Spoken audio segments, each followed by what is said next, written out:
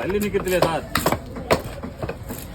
நான் மீன் வெட்டணும் இல்லை, நீ தான் மீன் வெட்டின மாதிரி தெரியுது. தள்ளி இருன்னு சொல்கிறேன்.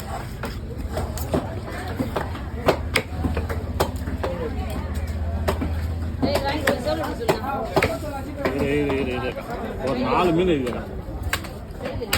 கை வலிக்கிறதுனாக்கா மேலே வை வா. என்ன பண்ணிக்கிறேன்,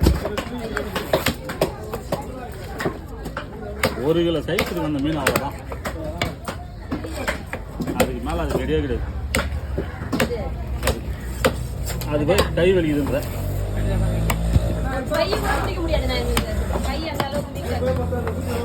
கைகளை வேற கடையில் போகிறது.